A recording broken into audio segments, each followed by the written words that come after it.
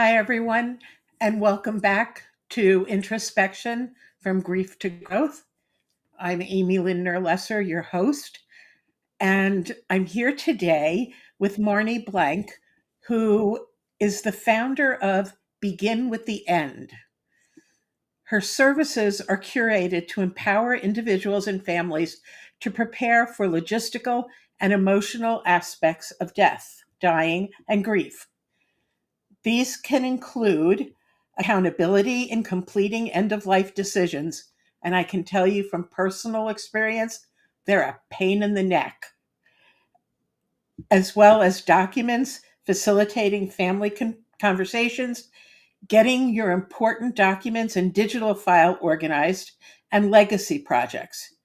For families in grief, she offers after loss support to help executors and families work through the paperwork and logistics to close the estate.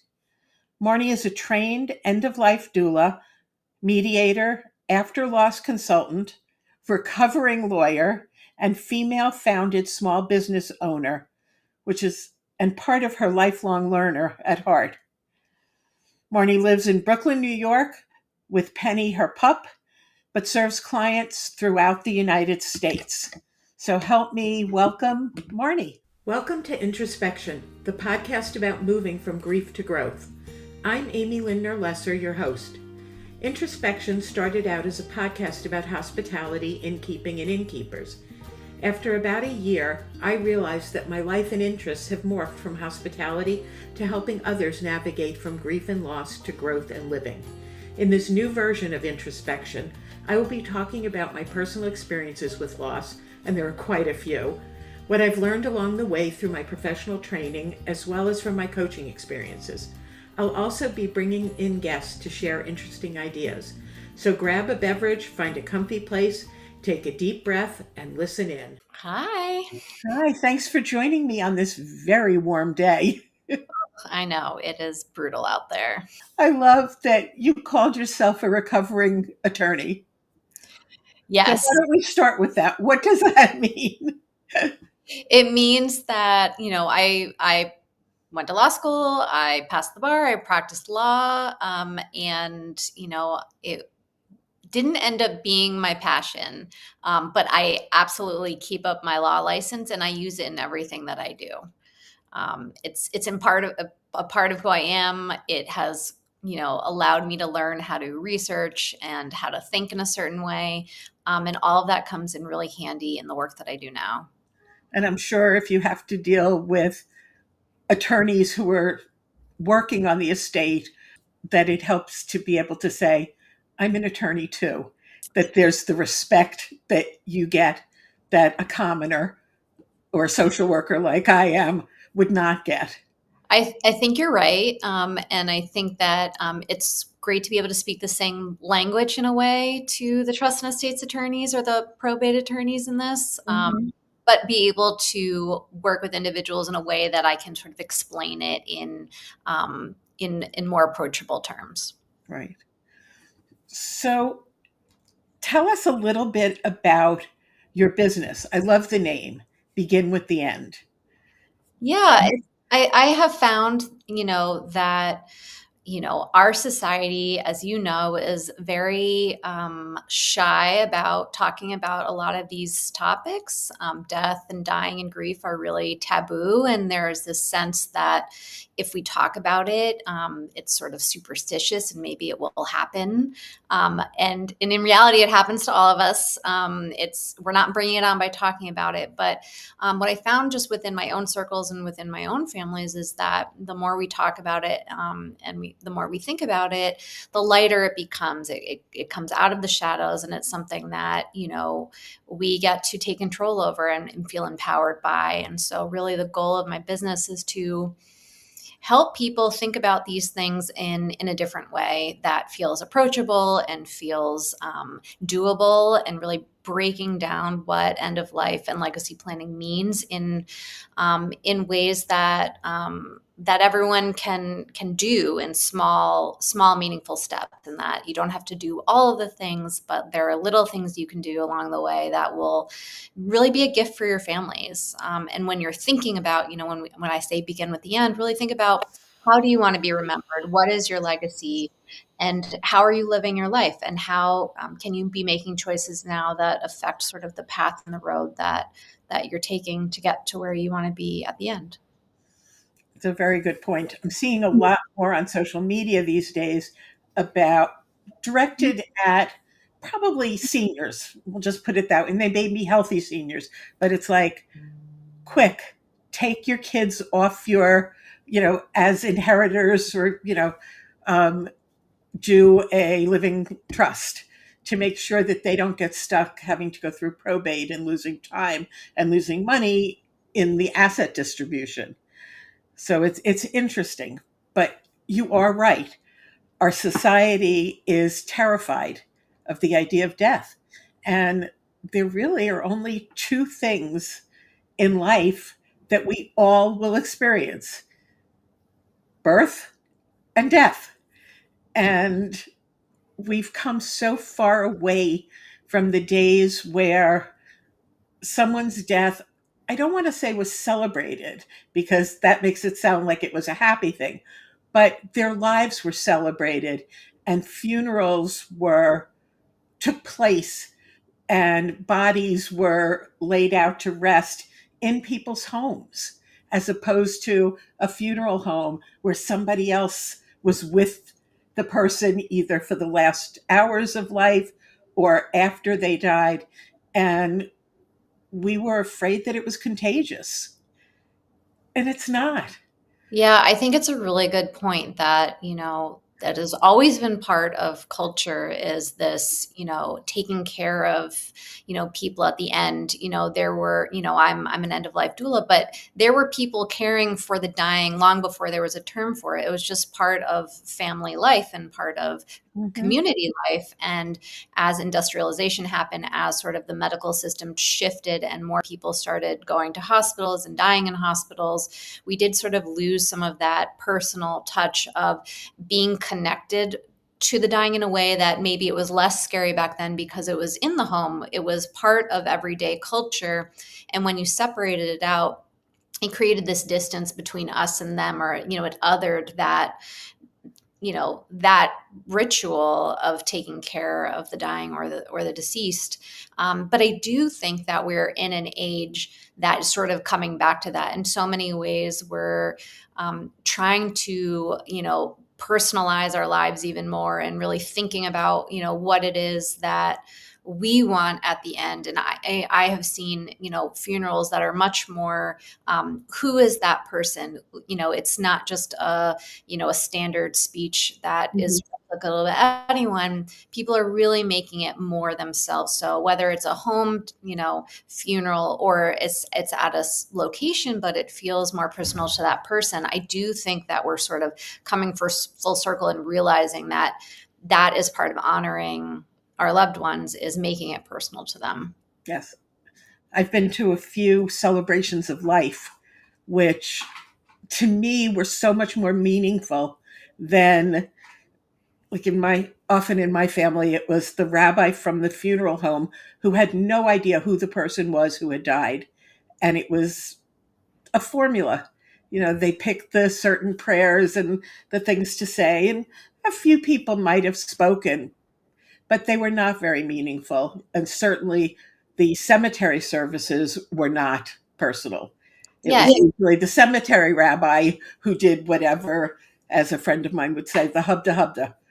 And, as opposed to the celebration of life where people who knew the person who had died could share their experiences. They could share, funny stories. They could share sad stories. Um, but it rounded out the person who lived and died. And you came away feeling like, oh, they were a real person. They were more than just what the obituary said.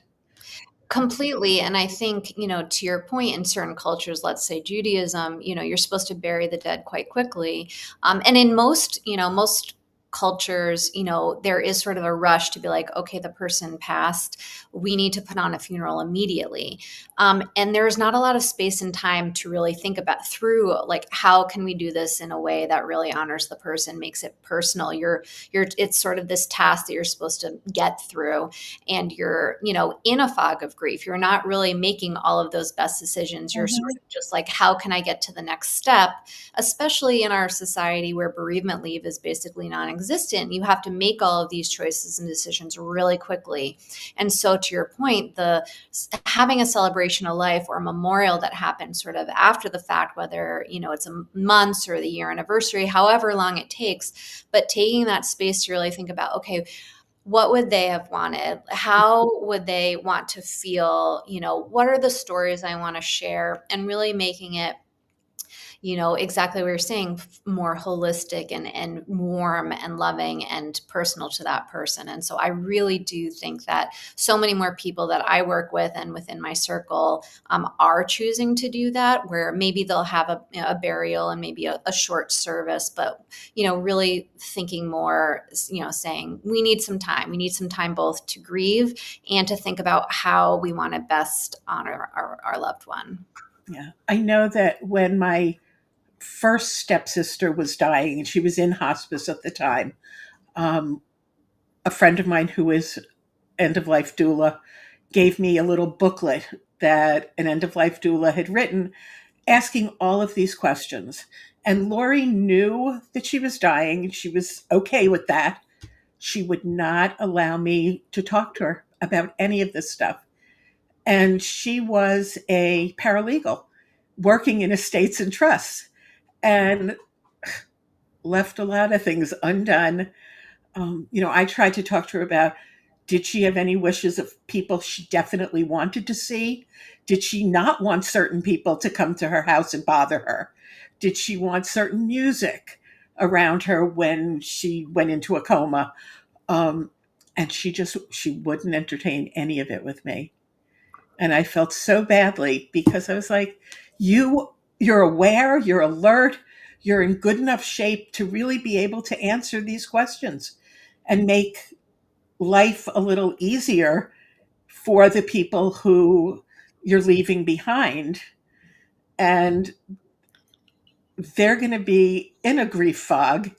And even though they know to expect this, nobody knows how they're going to react. And the fewer decisions that the survivors have to deal with, the better, the easier. Yeah. Yeah, it really is a gift to leave, instructions. And it doesn't have, some people want it, down to the type of silverware. Some people want to really plan it out and make it, very, special to them. And they get some joy in planning and thinking about it in advance. And some people, will leave, I would like whatever is easiest and best for my loved ones. And then there's sort of that in between. But you're right that some people are just unable, even if they have the space to do it, to really internalize it, to really think about it. And I have learned that then that's okay. If they have, the choice to do it, one way or the other, y- you can't force people Right. to do these things at the end. And some people will go, to the very end denying that they're going to die, and nothing you can say or nothing you can ask or be curious about will, you know, change that for them. And it can be really painful to see people like that. Um, but ultimately, like that's the choice of how they go. I'm shaking my head because that's the way my husband was. That I called the ambulance because he was in a lot of pain. And while we were waiting, I said to him, it's okay. You can let go. We're going to miss you terribly. We love you, but we'll get through this and it's okay. And he looked at me and I swear if he'd had a gun, I felt like he was taking the gun and cocking the whatever it is. And he's like, I'm not ready to die. he was gone in less than 24 hours. Wow. And I'm sure that me giving him the permission helped. Yes. But he was a man, he was 50, no, he was 48 years old. And, our kids were 11 and 14. He wasn't ready to give up on their lives. Of course he wasn't. And he did not give me any help in thinking about what he wanted. I knew that he didn't want to be buried and he wanted to be cremated. I didn't know anything else. And so there I was at 42 having to make these decisions. And he died 2 days before my birthday.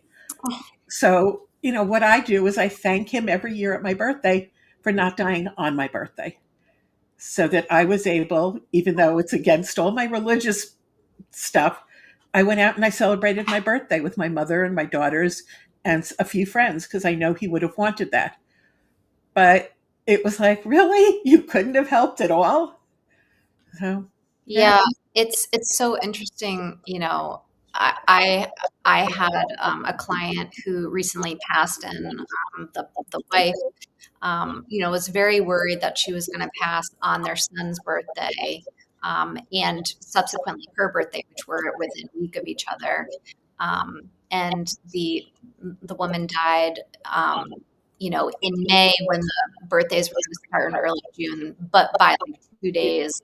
But the surviving spouse really thought that it was a gift, that it was intentional, that she would have died in May and not June, so that there was a separation between Mhm. the birthdays and the deaths, so that there could be, a time to mourn and a time to celebrate. I believe that our souls, our spirits, do have the power in most instances, not always, but to make some of those decisions. Because if you look at the research, it shows that people tend to wait until after a special event to let go. And, it might be a graduation or a wedding or a birthday. And then after that, it's sort of like, okay, my stress is over. I don't have to do this. I made it. Let down all of the guard. And I do think the saying, it's okay to let go, even if they externally deny it. I think that somehow internally it does sink in that you're getting that permission. And even though it's painful, that there is an acceptance and a love that it's okay to let go. And, I know that within my own family, we said that to my grandmother, and I really do think that it gave that permission to leave. Hmm. And I think there must be a little bit of guilt on the dying person's mind that if I say that I'm ready to go and, I have young children or I'm leaving, whatever, that they're going to think that I don't care. And so they don't feel that they can say that out loud. Yeah. But I do believe it's a relief to say it's okay. Yeah, Yeah. definitely. So now you work with clients all over the country. Can you be a death doula, an end of life doula for somebody that's not nearby? You know, I have, more as a support for the family than for the dying in that Mhm. scenario, and, sort of walk them through the process, and what do they need to feel supported. When someone needs a death doula, in that their loved one or they are at the very end of life, I always ask whether they want someone in person who, can be, readily accessible to come, and can make recommendations. A lot of the stuff that I do virtually is more planning in advance, getting people organized, or helping after the loss, with, the things that are more easily done, virtually. When I'm working with individuals in person, it's in Brooklyn or Manhattan. But there have certainly been scenarios in which there is comfort by just having someone to talk to who doesn't feel uncomfortable. I'm comfortable with the uncomfortable conversations. And when people feel like they don't have to put on airs, that they can say all of the messy things, Mhm. there is a lot of comfort in that. And I think that that is separate and apart from when someone is in extreme grief. I'm recommending to grief counselors, to grief therapists, but there is this part, when someone is caregiving at the very end, where there's not always nice things. There's a lot of hard things that are being felt and are needing to be said, but you have to hold it together for your loved one. You have to hold it together for the rest of the family or your friends, and you need someone who's there kind of to listen, to be curious, to ask questions, and to be a support in that moment too. Yeah, there are a lot of things, especially when finances are involved, that you don't really necessarily want families to say all the things that they're thinking out loud to each other, because they may be saying it feeling that they're grieving, feeling that they're angry, and in a week those feelings may be gone. And if they've said them, the person who's heard them may not have let them Can't go unhear through. them. Right. Yes. So it's always helpful, or most of the time helpful, to have, I don't want to say disinterested, because you're not disinterested, but you're not involved. That I'm it's neutral. yes. I'm there to support the family. And so, yes, I can look at things from maybe a different angle because I'm not as close. And, I'm a trained mediator. And so a lot of what I do is, ask questions and reframe things in different ways so that people can hear things in a different way. Oftentimes if we're in a family dynamic that is over, that there's a lot of history and a lot of things that have gone on throughout one's entire life, you can't hear someone or what they're saying, and sometimes you need someone else to say it in a different way so that they Right. hear it. Is this what you meant when you said that? You Yes. know, like when you said I hate you, did you mean I'm angry with you or I'm hurt? Yes. But we also tend, if it's a parent-child interaction, the child who could be 60 reverts to being 5 or 6. And so we hear things the way the 5 or 6 year old would have heard it. Oh, And completely. the parent, who might be in their 80s, is still talking to their adult child as if they were 5 or 6. So it's really helpful to have somebody who's not enmeshed in the family. Yeah, I mean, look, like sometimes when I'm home for an extended period of time, I find myself like being my angsty 13-year-old self, and I don't like her anymore. But sometimes I can't, sometimes you can't help it and you have to step away. And there's, I think in a lot of those scenarios, especially when things are getting, tense or there's just a lot of emotions coming up the end, I'm always saying it's okay to go take a walk. It's okay to say, hey, I'm gonna go for a drive, and I'll see you in a little bit. It's okay to go do deep breathing exercises and Mhm. sit in the grass, whatever it is that's going to sort of regulate your nervous system and get you into a different headspace, because we can't help it. Sometimes, yes, the 80-year-old is going to talk to their child like a 5-year-old, Right, and we can't necessarily change the dynamics, but we can change how we're feeling in that moment by taking a little space from it. right. So your services are extremely important. And As are yours. thank you. I think a lot of your training, it's interesting because many end of life doulas don't have this training. Some of this, the mediator, is probably coming from your attorney training.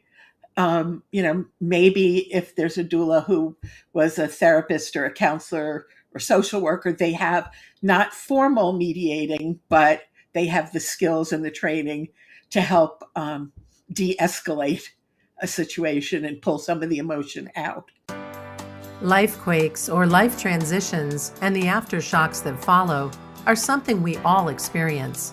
A life quake can stem from the heartbreaking grief that arises from the loss of a loved one, or the disorientation felt when life suddenly shifts due to the loss of a job, relationship, identity, or health challenge.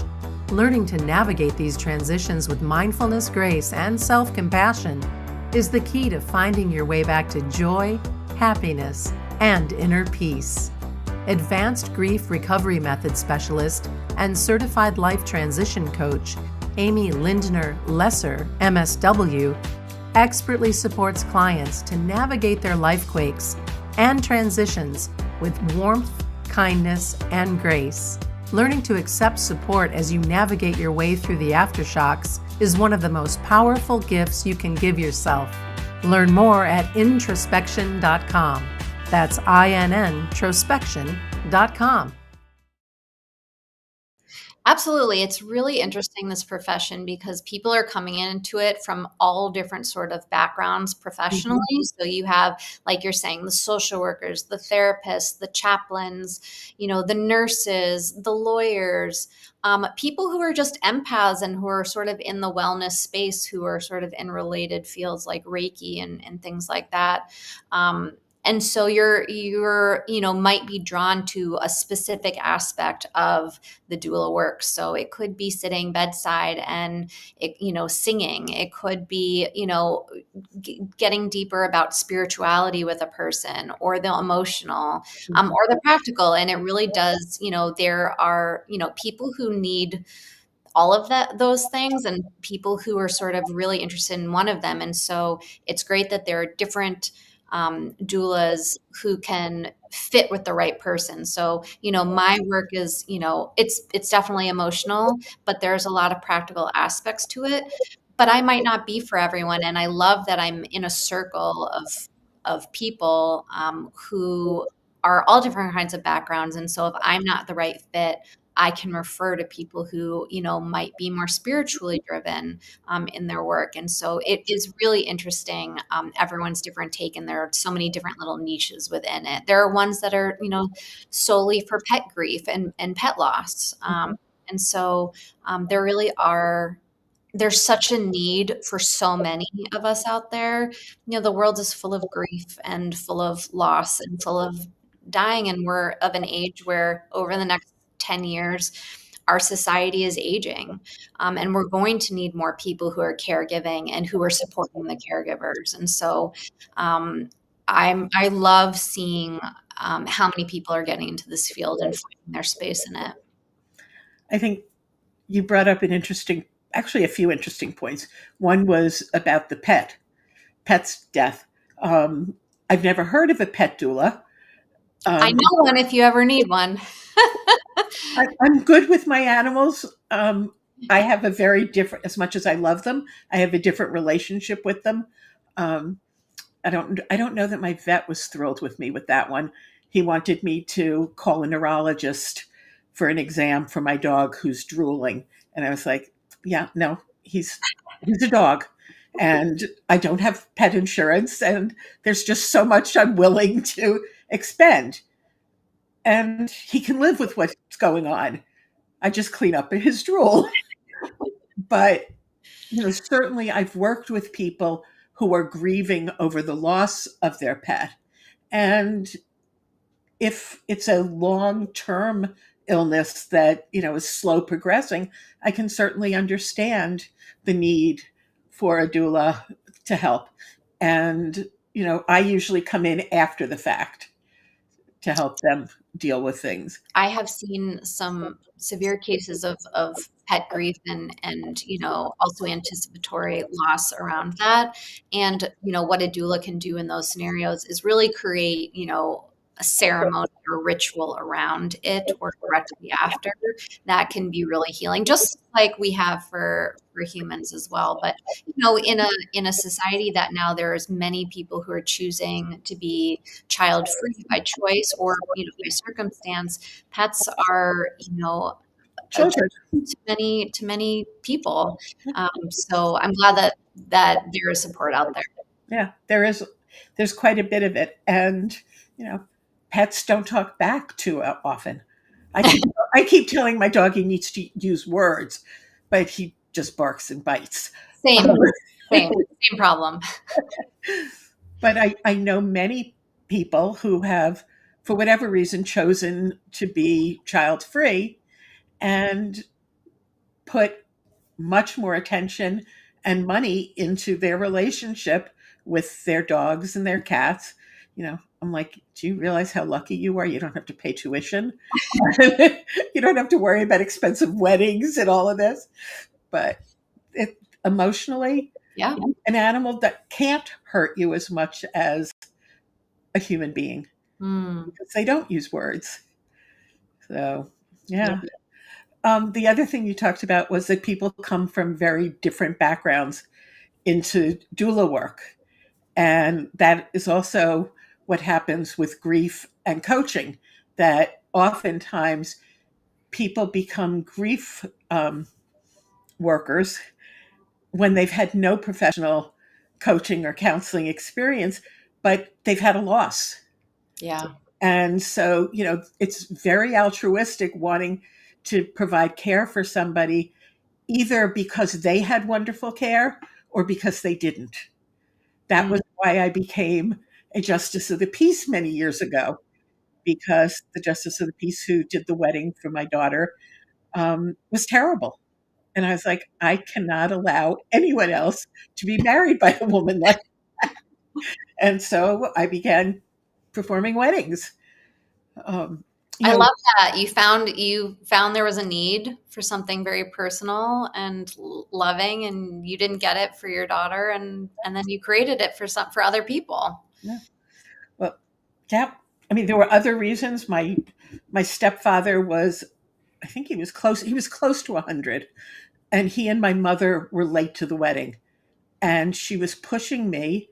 And then when they finally got to the inn, she yelled at them, and I'm like, that's terrible. Nobody should have to put up with that.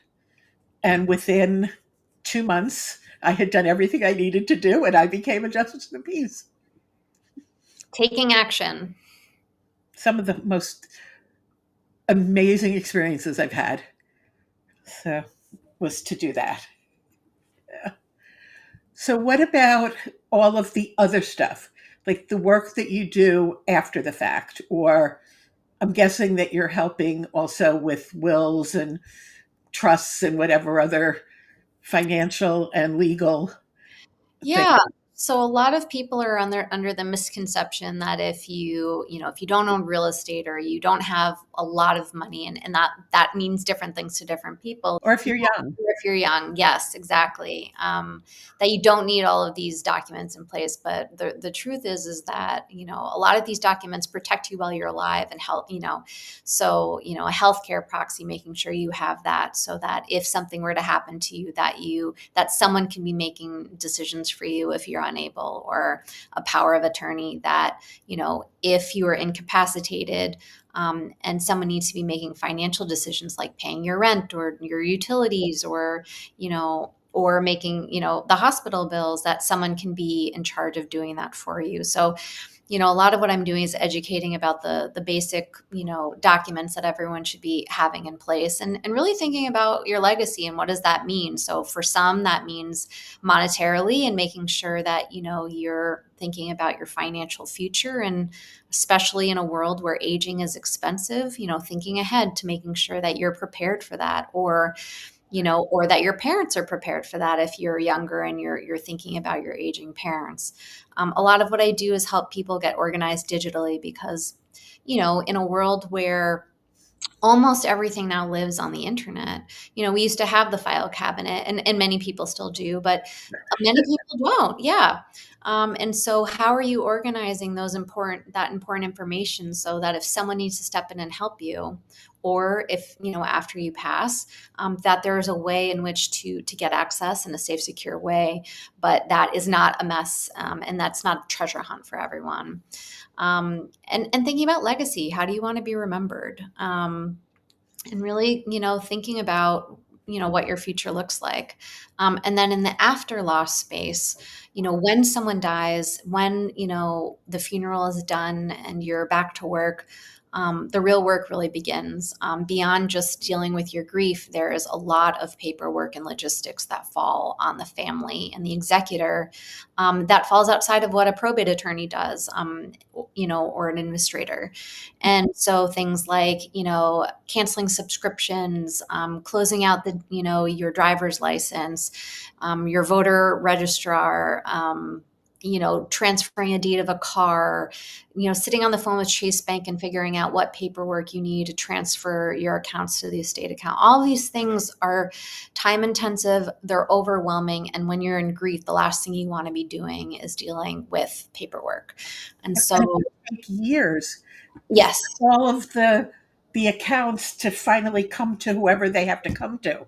Yeah, it's an overwhelming job. And so having someone who sort of understands the process, who can walk you through what are the tasks that need to be done in your individual case, and taking many of those tasks off your plate. So whatever I can do for someone, I do that. And for, what needs to be done by that individual, I'm doing the research, I'm getting them the paperwork and making sure that they're set up for success. So, as much support as someone needs after, there's the space for the grief counselor and the grief therapist and, to be handling the emotional, but then the practical needs to be handled as well.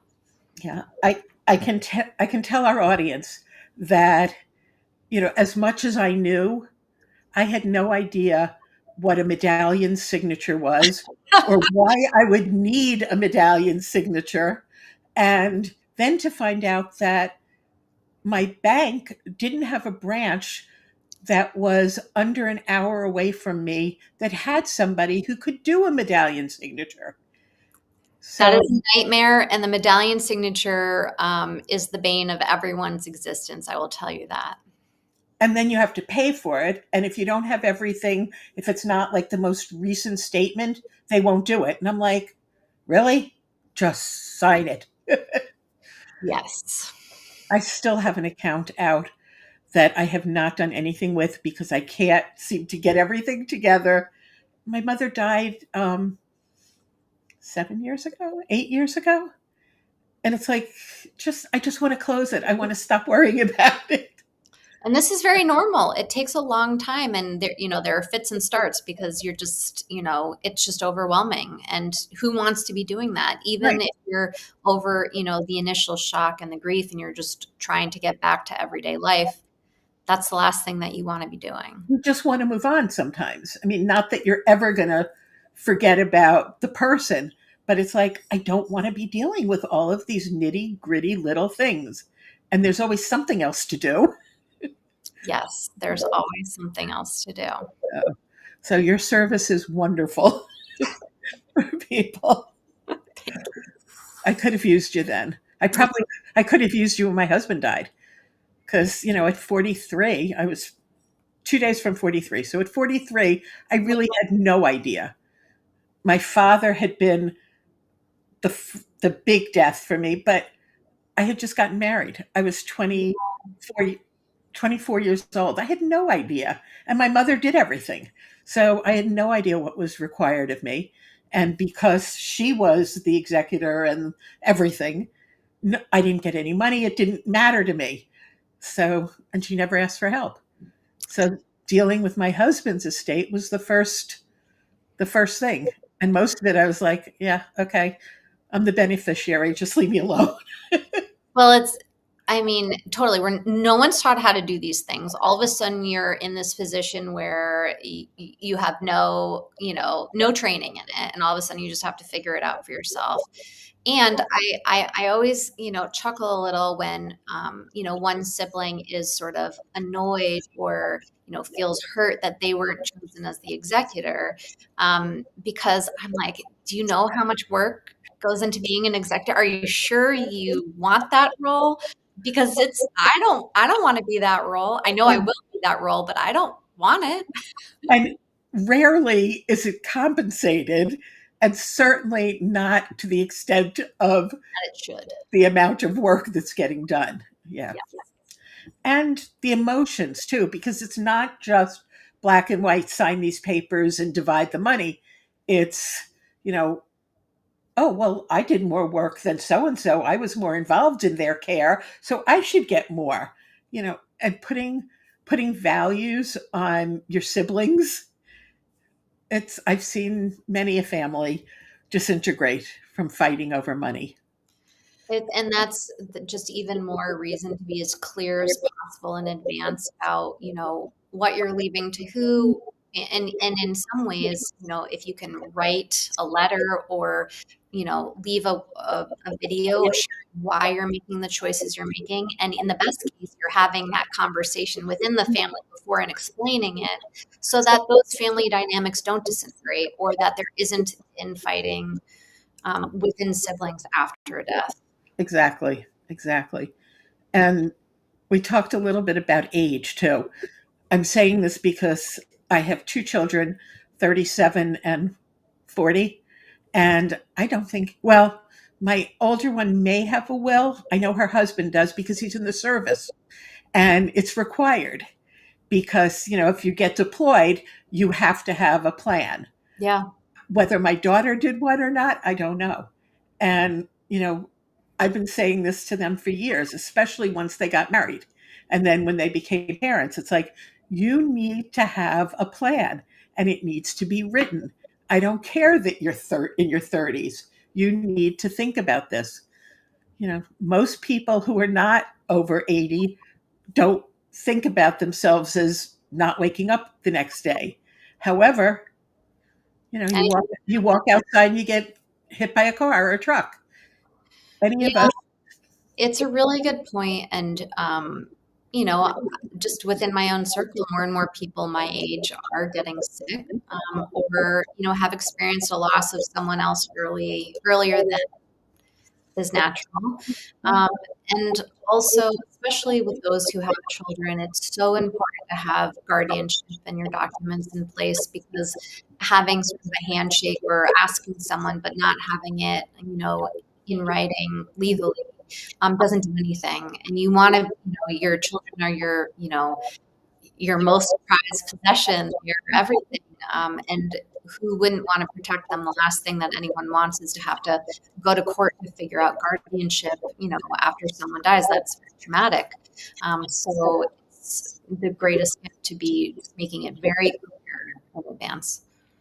And if you have a business, if you don't have a lot of employees, or no matter, even if you do, who is going to take guardianship of the business, even if it's to sell it or to liquidate, so that there's somebody who could step in to pay the bills, to pay the employees, to make sure the employees don't rip everything off and allow things to have a smooth ending. It's interesting that you say that, because I just got back from speaking at a women in business, women entrepreneurs group, and it was about 22 women, late 30s to mid 50s. And I asked, people to raise their hand if they had a business continuity plan, and not one person raised their hand.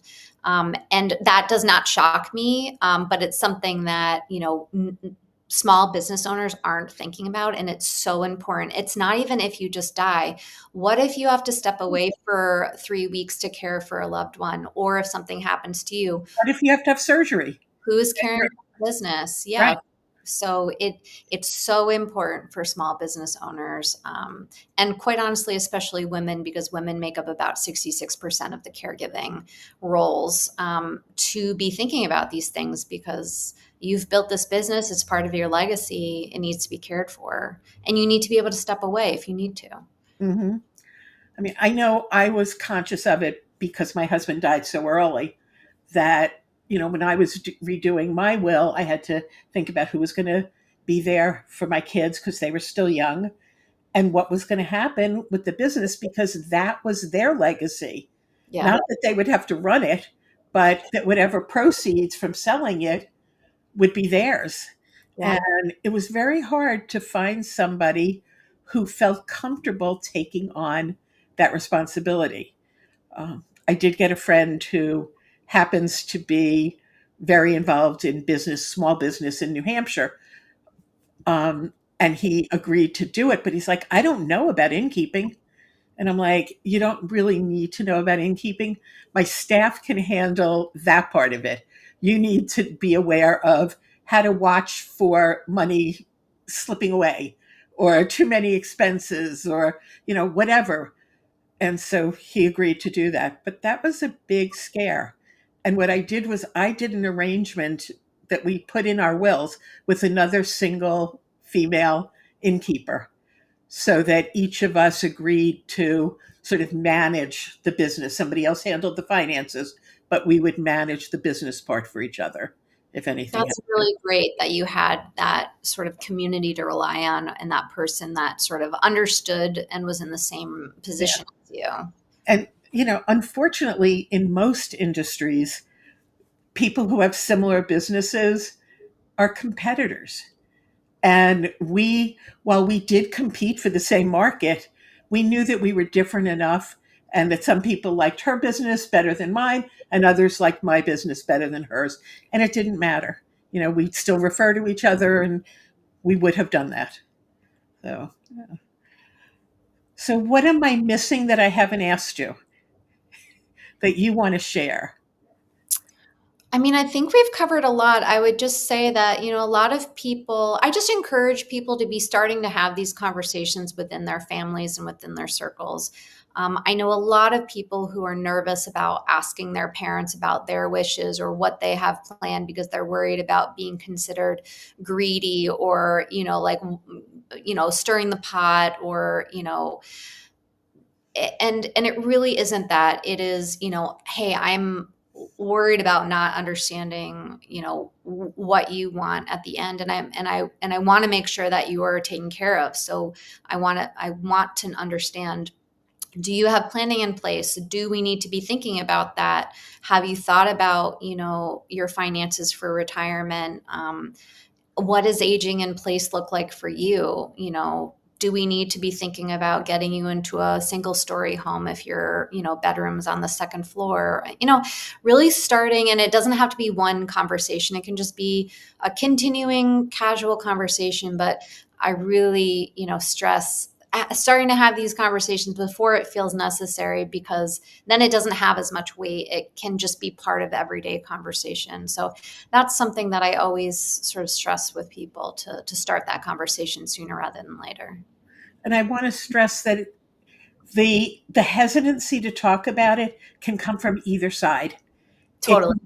It could be from the older person or from the younger person who doesn't even want to think about the fact that their parent may not be there in 10 years. So You're completely right. And it happens all the time, both ways. Yeah. Neither side necessarily wants to talk about it, but someone has to break the ice. Yep. And you have one other specialty interest, I'm sure there are more than one, but about being single and dealing with this. And I can't remember what you call it. I love your term. Solo aging. Solo aging. So yeah, really thinking about your future and your circles of care. Like, where is your support network? There are people who are solo aging, for a variety of reasons, whether they, have experienced the death of a spouse, have gotten divorced, single by choice or by circumstance, or even have children, but they live in another part of the country and just aren't readily available to be part of one's aging process. Or they're estranged from their adult children. Or estranged, yeah. There are so more and more of that. Yeah, unfortunately, that's true. And so how are you, making sure that you are going to get the support you need, whether it's professional and within your community and within your social circle, so that you can age with dignity and surrounded by the care that you need. So, really thinking through those things together. Great. Well, thank you. And for people who would like to get in touch with you after watching us or hearing us, how should they do that? Yes, my website is beginwiththeend.co, not com, but co. I always offer a 20-minute free call, and I also have some workbooks on there that can be helpful, like an organizer of your important information, or an end-of-life planning workbook. So I encourage everyone to reach out and just say hello. That would be great. Marnie, thank you so much for all of your wisdom that you shared with us. And to our viewers and listeners, please reach out to Marnie or to me, and we'll see how we can help you. Thanks for joining us. If you liked what you heard on this podcast and want to hear more, please follow us and tell your friends. You can also find me on Facebook at Amy Lindner-Lesser, Grief to Growth Life Coaching, and on LinkedIn at Amy Lindner-Lesser.